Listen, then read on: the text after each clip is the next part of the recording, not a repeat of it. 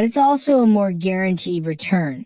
About this, Hatsuka explains that the hero's payout rate is 6.1, while a certain player's is 1.2, making him the favorite to win. When the hero asks, the girl says the boy's name is Omar Schneider, a player from the Blue Zone who has been on the 3rd floor for 10 years just to try to clear the Thunder Cave. Hatsuka also says that Omar must be looking for the hero. After all, the statement he made saying he would clear the cave alone was like laughing at his 10 years of effort. First, the hero warns the girl that she is a bit too close. This time, Hatsuka feels more embarrassed than ever, so she goes back to her chair, asking Subaru to just prepare. On the 3rd floor, in a place called Ortonarl, 2 horses pull a cart very quickly. Then they finally arrive where they will meet the arrogant one who said he would clear the dungeon alone. Some colleagues inside say that the boy is only saying this because he doesn't know what it's like in there, and they ask Captain Schneider not to get angry. However, the captain says he isn't, because the hero has some reputation. Despite his career being short, he is the new user of thunder. Still, the warrior's colleagues say that Subaru is not like the original and that he won't succeed. However, the captain asserts that it's not the time to be envious or jealous. One of the colleagues asks if they want to respect the boy, then Schneider says it might be necessary. But despite wanting to seem calm, it's clear that he is nervous. And the bald guy is the most worried because he knows the monster the captain becomes when he is angry. When he goes to read Schneider's information, the hero thinks he is crazy because he only left there 5 years ago. A news article was saying that they were close to completing it. And now that he knows more about the boy, Subaru understands why he is the favorite. But still, he apologizes to Kazuki because now that he's back, he won't let anything interfere. The next day, in the city's shopping center, a seller says he won't be able to buy such bad material. And, unfortunately, he informs the hunter he brought that he will only pay 1,500 credits. Moreover, he almost gives up selling, but in the end, he tricked the customer because only he knew the product's value. Finally, another customer arrives who is a bit smarter. When Subaru places the serpent fang on the table, the seller almost jumps in shock. There was nothing to complain about regarding the quality, but the seller wasn't going to miss the chance to take advantage. At that moment, the merchant evaluates the material as rank B, and that it would be rank S if it weren't for a scratch. Additionally, he also says that the protagonist arrived at a bad time because he is full of identical items. That said, he has the audacity to offer 8,000 as if it were a lot. In fact, Subaru even thinks it's fair because of the value he remembered from before. However, Schneider appeared there saying it was worth at least 15,000 and debunking the seller's bluff about having several of them. So, with the two facing each other, the captain and the protagonist end up greeting each other. Later, in a rather unconventional restaurant, the two boys sit down to get straight to the point. After all, they are not boyfriends to be relaxing together there. But the hero still doesn't believe that this place is where Schneider comes to have lunch. Finally, the captain soon talks about the Thunder Dungeon, and Subaru reaffirms that he will clear the place alone. Schneider gets irritated and says that many people reach the 3rd floor with their noses in the air. Subaru asks if the captain thinks the same of him, and although he does, he says he respects the hero for his talent. But he still doesn't believe that the hero can be compared to the original Subaru. The protagonist thought he was going to talk to a weirdo, but saw that he was someone serious. Without further ado, the captain reveals that he has a proposal, and grinding his teeth, tells him to take it back. Schneider finally vents that he found the boy's words very arrogant, and that he will give him a chance to go live and apologize. However, The hero says he doesn't think it's a very good proposal. Then, the captain asserts that he will defeat the boy in the tournament and make him understand his place. Therefore, Subaru agrees, but if he wins, he asks the captain to write a report on everything he knows about the dungeon, which, despite being a lot of work, Schneider doesn't mind because he thinks he will win, or at least not lose to the protagonist, so he leaves, making the hero think that Schneider must not have spent 10 years there for nothing. At the entertainment company Souten, Sagan jumps in surprise when he sees over 10,000 people live. He was watching the start of the tournament broadcast and feels envious because he can't participate since he has already passed the 3rd floor. Although the hero is their ally, Sagan thinks it's better to bet on the captain. However, as a professional gambler, he also believes he shouldn't follow the crowd, but rather bet on what he believes. The problem is that he starts trembling in fear of making a mistake. But when he was about to change his bet, he accidentally answers a call and throws his phone away, thinking he had accidentally bet on Subaru. Sagan shouts that Hatsuka is spying on him, but the girl just asks what he is doing. Sagan tries not to make it clear that he was betting, but the girl focuses on wanting to know what's happening because she thinks they should bet everything on Subaru. The boy says they can't be that naive because they need to analyze before betting.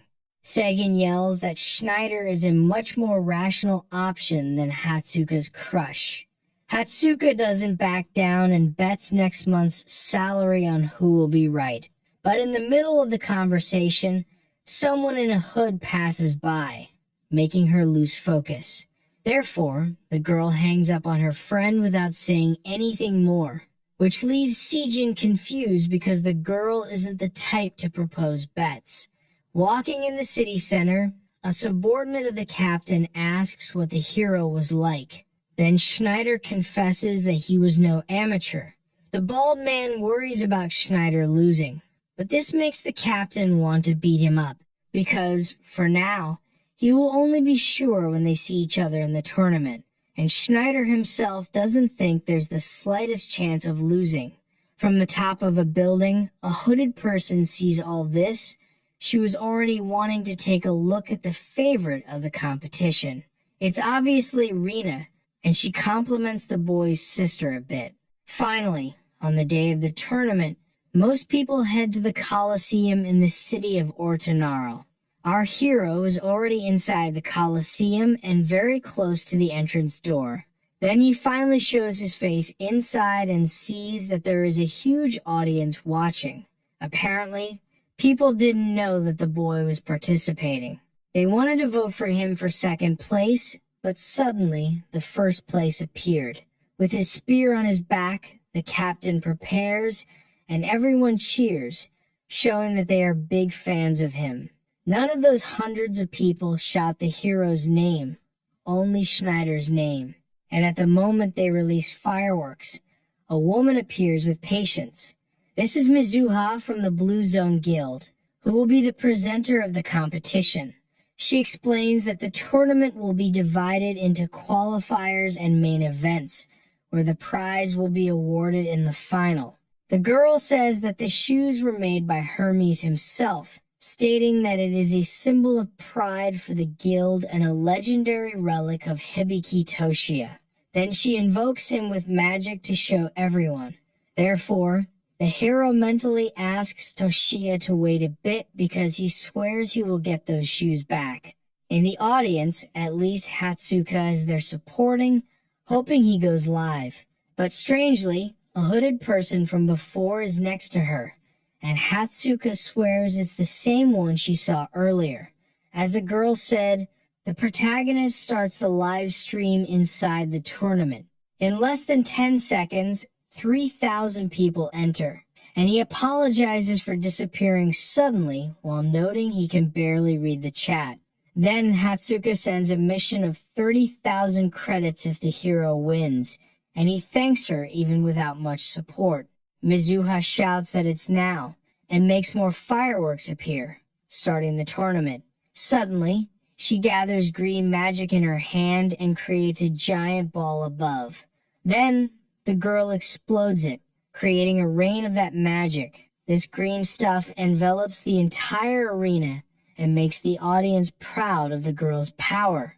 Basically, the girl made day turn to night with a wave of her hands, so now it's in this darkness that the eliminations begin. The challenge system warns that if you die, you're out, and that the round will end when there are 1,000 survivors left. It also states that everyone is an enemy and the game starts with 10,000 participants. Obviously, no one should make the hero a target in the preliminaries. However, just when he was thinking of conserving energy, several people sent money for him to farm aura. Because of this, suddenly a person passes behind the hero, and he tries to flee knowing he'll be screwed if he tries to fight. But what the hero sees is a walking pile of money running. Out of nowhere, 1,500 people are already eliminated, and the scene cuts to the captain's perspective. He doesn't care about the small fries, and in the elimination, he wants to go after the hero. Suddenly, an arrow almost hits him. There was a guy hiding who tried his luck and got very close. But it wasn't just one guy. No, because he wasn't crazy. The boy had a group of mercenaries. A bald man thinks they shouldn't take the risk, but the leader feels confident because it's several against one. Because of this, Schneider says the plan isn't bad, but they picked the wrong person. Another bald man is the first to try his luck, but when he finishes speaking, his head disappears, and the guy falls to the ground lifeless, driving everyone crazy. No one managed to see how the captain hit the bald man with the spear, but now Schneider doesn't want to know because he's seen many tough guys like them, and now he's eager to show what happens when they mess with him. In one attack, another mercenary is blown up.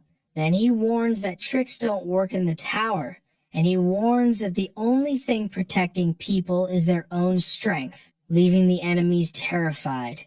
The image of the captain is what's being broadcast to the viewers. He cuts through several of the mercenaries with a single movement. Some tell their colleagues not to run because it's just an exam, but no one listens. Up in the stands, Rina understands that the captain is on another level and could become a great ranker when he climbs the tower. But she gets annoyed because, next to her, Hatsuko won't stop making noise cheering for the protagonist. As Rina gets nosy, she sees it's Subaru's live stream and strikes up a conversation with the girl. Since she's wearing the same mask as the hero, Rina explains that she's a fan. Then Hatsuka comments that she is too and greets her. But, of course, she also asks for the name of the hooded girl. When there are only 1,300 survivors left, the chat updates the hero saying he has already made 97 kills. Time is almost up, and he has earned 200 credits for each one he defeated. But now an idea comes to the hero's mind. An idea to make noise to try to attract more players. So, using his sword and the power of electricity, he cuts down all the trees around to show his position. And he cuts the ground too, removing the spot where he was standing. Because of this, where the captain is, he hears some noise. And after finishing off those mercenaries, he manages to find the protagonist. But the hero says he was the one who found the captain first. In that case, Schneider says he wants to settle their differences now instead of leaving it for later. And as someone offers 10,000 credits for the hero to defeat the captain, Subaru also gets ready to fight. Now there are 202 people left for the preliminaries to end, so Schneider quickly throws a spear attack to hit the hero. He misses but destroys everything in its path, saying there's still plenty of time for the two to fight. Subaru shows a bit of concern because that strike was only using physical strength, so he knows that if he gets hit, he will die, and that the spear is reaching a very long distance. In a second attack from the captain, the protagonist gets ready and uses the demon's sword to boost all his stats. With that, he manages not only to defend himself, but also to dodge the strike and keep moving forward. But Schneider also gets closer and tries to hit the hero faster. Fortunately, he dodges, but when he was about to try to get behind the captain, he was attacked again and again. When the protagonist counters, he throws the enemy back, making him drag on the ground. Then the two gain a bit of distance. Schneider asks why the boy doesn't use thunder, but the hero replies that it's not worth it, especially since he will finish the fight quickly. Schneider finds it very arrogant of Subaru to think he can defeat him like that, and shouts asking if the boy wants to buy time. To prevent the game from ending early, the captain tries to eliminate the hero right away, but the protagonist defends himself, mockingly asking if Schneider was already using all his strength, which only irritates him more. However, the number of survivors reaches 1,000 and the preliminaries end, so Schneider asks the hero to wait a little longer and the two go to the waiting room. In that room, the system explains that there will be a 30-minute break. The protagonist's hands tremble a bit after holding that last blow. Then he realized he underestimated the captain. A few days ago, Hatsuka said that from the moment a streamer got 10,000 live viewers, they could live off it.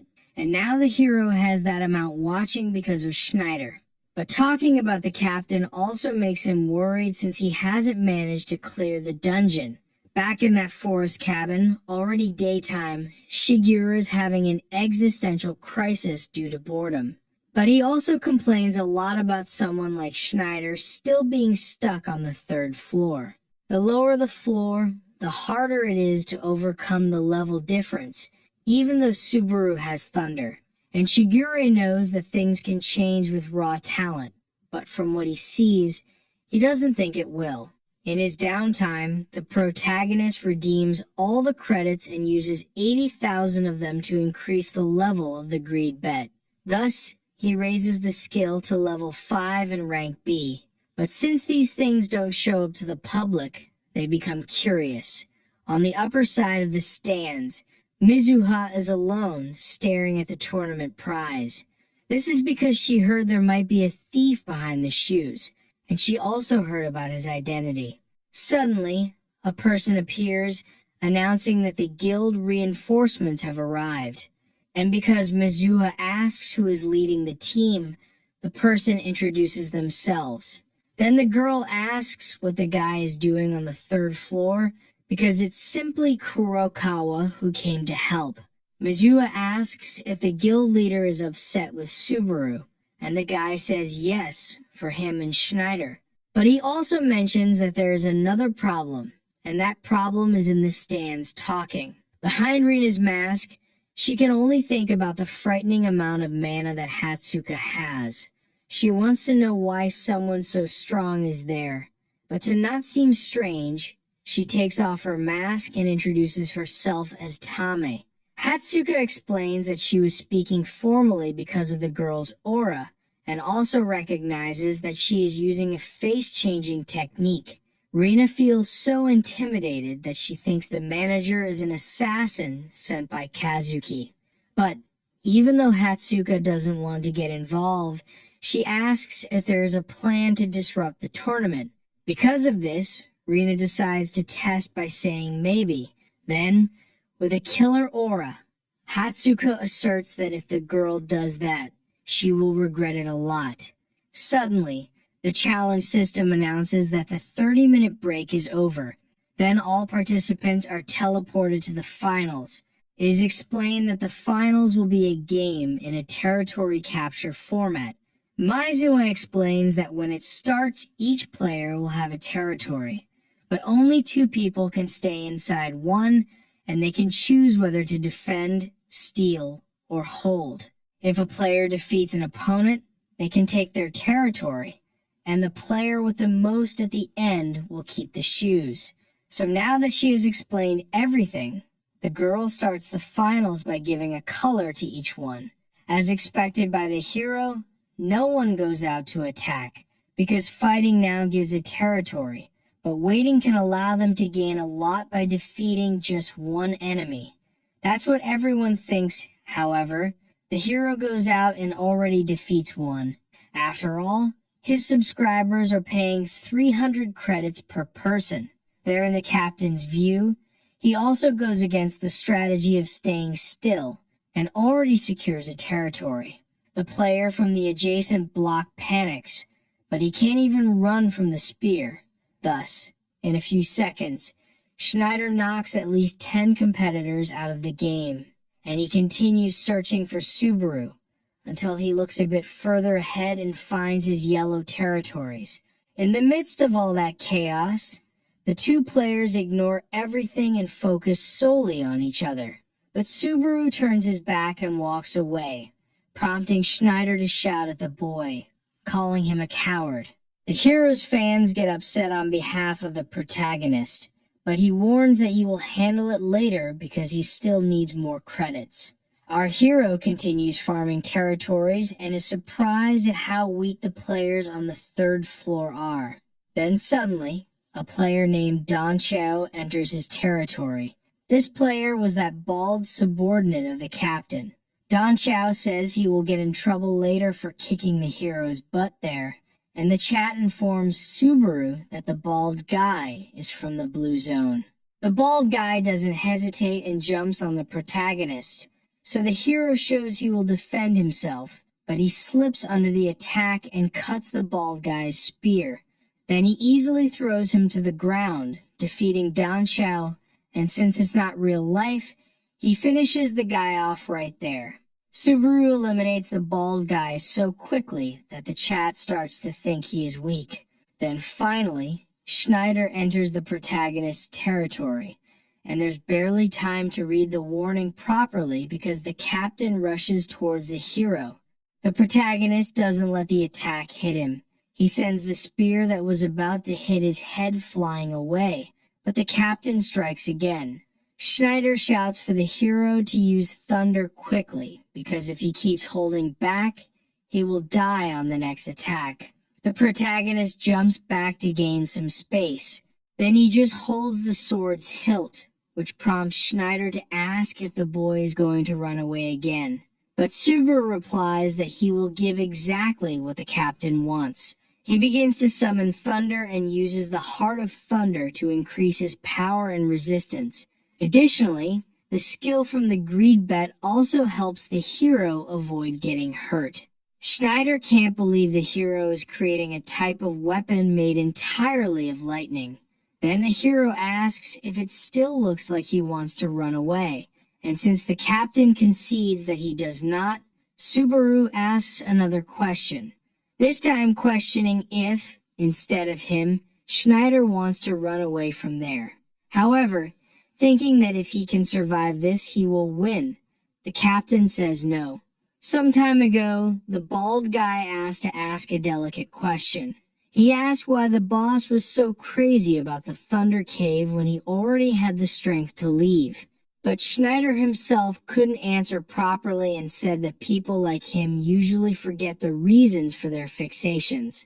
It could be conviction or obsession, but at least the captain was sure that his life would change because of it, and that reason was enough to never want to give up.